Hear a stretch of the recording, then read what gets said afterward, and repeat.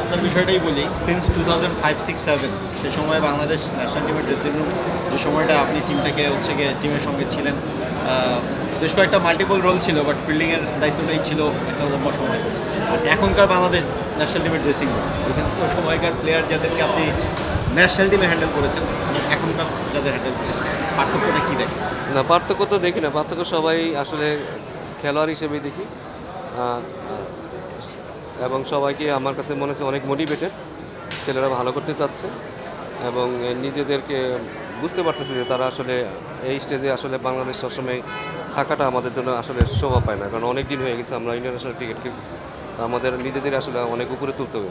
এই উপলব্ধিটা ছেলেদের আসছে এবং আমি জানি না হয়তো আগেও ছিল, এখন আমার চোখে যেটা লাগছে, এবং তারা আসলে অনেক ভালো করতে চায়।